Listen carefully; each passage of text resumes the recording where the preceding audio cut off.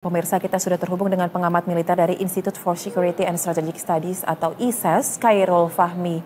Selamat sore Pak Fahmi. Selamat sore.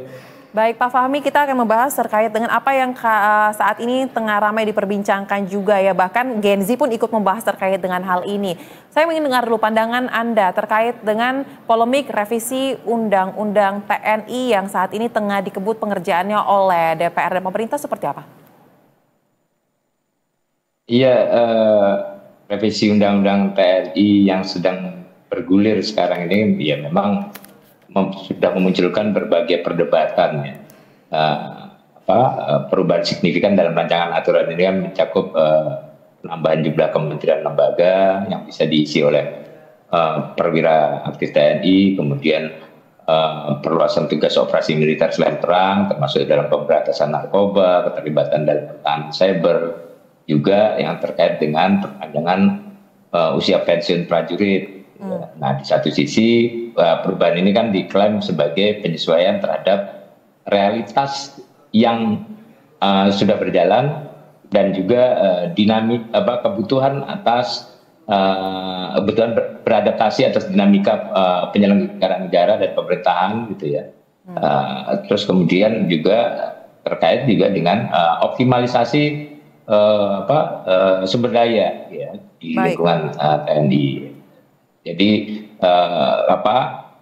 ya menurut saya kekhawatiran yang disampaikan oleh sejumlah kelompok masyarakat itu sebenarnya lebih pada persepsi gitu ya yang muncul karena mungkin ya dalam konteks informasi, akses informasi dan partisipasi publik dalam pembahasan RUU TNI ini agak masih kurang efektif gitu ya, sehingga kekhawatiran semacam itu masih terjadi. Baik, Anda menilai ada persoalan persepsi ya akibat akses informasi yang kurang merevisi Undang-Undang TNI. Nah, banyak yang menilai bahwa terkait dengan revisi Undang-Undang TNI kan ini informasinya karena sekarang lagi viral, mulai banyak nih yang bahas media sosial, bahkan juga berita portal, berita online juga membahasnya. Tidak sedikit yang menilai bahwa reformasi sudah 20 tahun lebih Pak berjalan, tetapi sekarang dimasukkan salah satu pembahasannya adalah mengaktifkan kembali yang bisa berpotensi menjadi difungsi TNI tersebut ke dalam jabatan-jabatan di pemerintahan dan kelembagaan. Apakah Anda menilai soal hal ini disebut sebagai kemunduran dalam proses berdemokrasi ini berlebihan atau seperti apa pandangan Anda? Ya, jadi gini, salah satu perubahan utama dalam revisi ini kan terkait dengan penambahan jumlah kementerian dan lembaga yang bisa diisi oleh prajurit aktif TNI dari 10 menjadi 15 lembaga. Nah, ini perubahan ini kan sebenarnya bukan sesuatu yang tiba-tiba, tapi sebenarnya ini lebih sebagai pelurusan ya terhadap praktek yang selama ini berlangsung di luar ketentuan undang-undang ya, tapi memang dalam faktanya ada urusan-urusan yang memang terkait dengan tugas dan fungsi TNI yang dikelola oleh lembaga sipil ini yang masih membutuhkan kehadiran dan keterlibatan prajurit aktif untuk mengelola gitu ya, artinya dalam hal penyelenggaraan urusan tersebut gitu ya.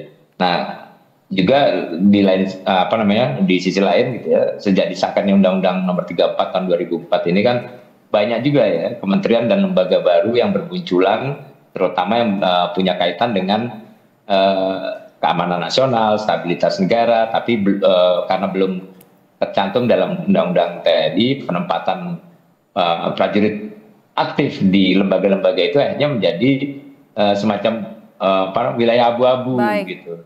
Nah, revisi ini kan diarahkan untuk supaya mekanisme penempatan perwira ini menjadi lebih jelas, lebih akuntabel dan tidak ada celah interpretasi yang lentur gitu. Baik, tetapi Pak kalau kita lihat Kalau kita lihat lagi ya Pak, jalan panjang revisi Undang-Undang TNI ini kan bukan yang baru dicetuskan atau mulai dibahas ini sejak beberapa tahun-tahun terakhir. Koreksi jika saya salah, ini sudah dimulai sejak 2010 idenya dimunculkan, tetapi beberapa kali berganti periode anggota DPR tidak kunjung tuntas juga karena ada perbedaan pendapat di parlemen. Dan sekarang tiba-tiba dibahas dan dilanjutkan rapatnya di hotel mewah di Kebut. Ini yang istilah yang digunakan oleh netizen di hotel mewah. Nah, apakah memang sudah se-urgent inikah untuk dapat segera disahkan sebelum masa reses masuk? Saya kira ini juga bagian dari persepsi yang harus diluruskan ya oleh DPR sebagai pengusul dari revisi Undang-Undang TNI ini kan. Jadi kan ini revisi kali ini kan itu berawal dari usulan DPR ya, yang kemudian kemarin kita sudah mendapatkan informasi bahwa pemerintah sudah menyampaikan daftar inventarisasi masalah ya terkait RUU revisi undang-undang yang diusulkan DPR ini. Nah, jadi kalau kita bicara runutan sebelumnya ya dari 2010 sampai hari ini ya artinya ini semakin kesini tantangan pertahanan, tantangan keamanan, geopolitik ini kan semakin kompleks, semakin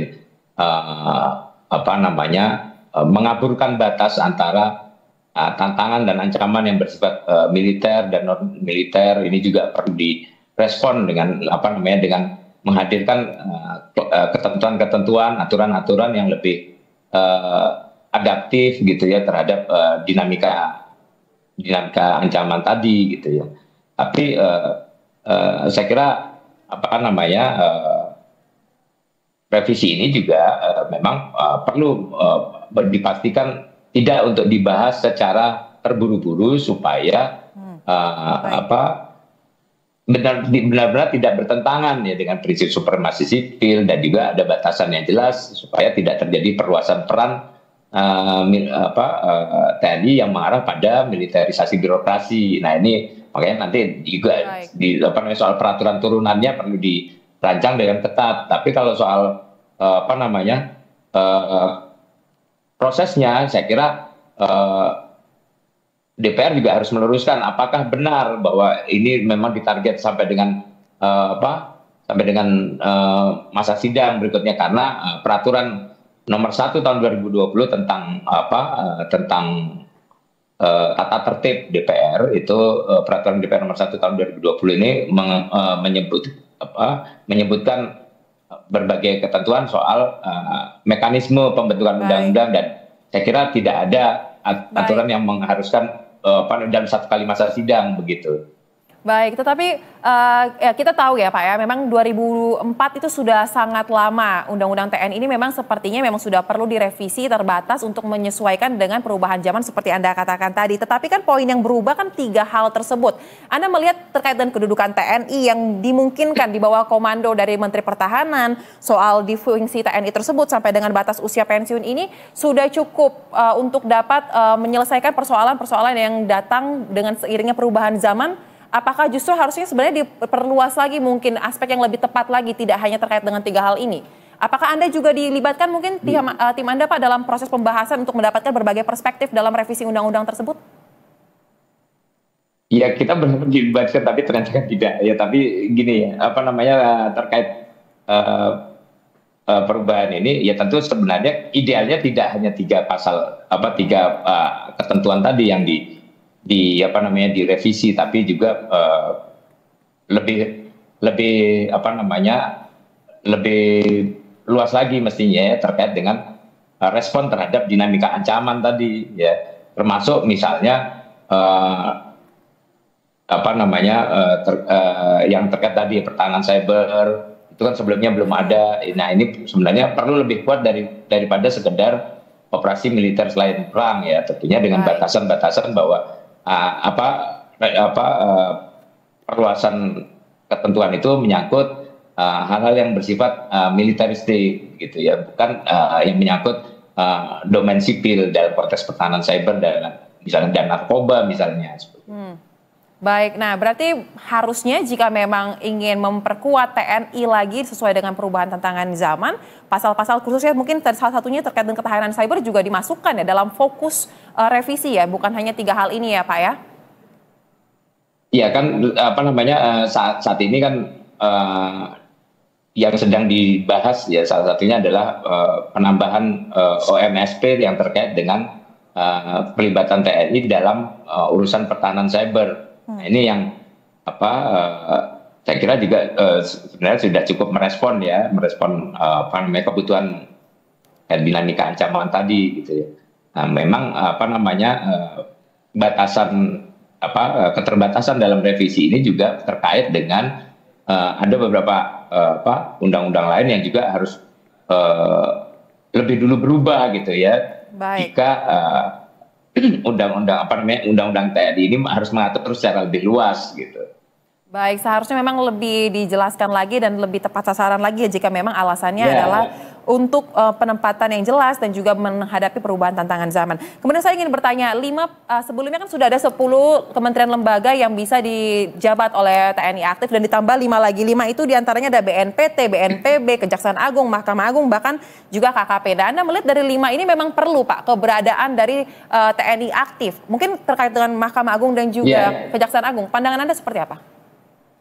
Kalau Mahkamah Agung kan sudah berjalan sebenarnya ya, lembaga peradilan militer itu kan berada di bawah naungan Mahkamah Agung, sehingga kalau yang justru saya kira benar-benar baru diakomodir ini kan yang misalnya Kejaksaan Agung, tapi di lingkungan Kejaksaan Agung ya ini kan memang sudah ada organisasi Jaksa Agung Muda. Tindak pidana sipil, tidak pidana militer, sorry.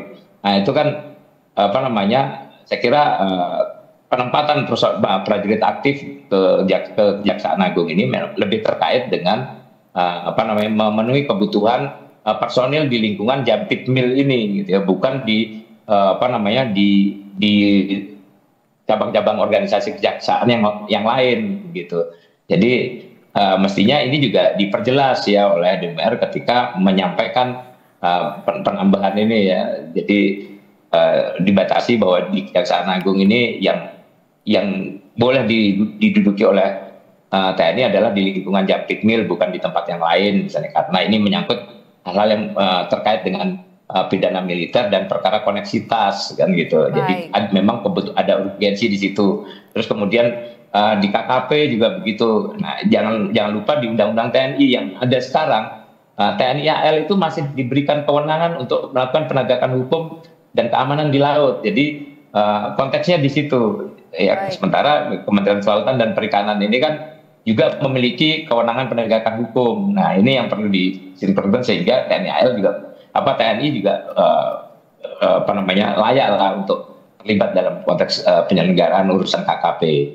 Baik, berarti ini menurut Anda sebenarnya perlu diperjelas saja ya dari lingkup mana mengapa perlu, dan ini terkait dengan kegiatan-kegiatan yang berhubungan dengan militer tersebut ya.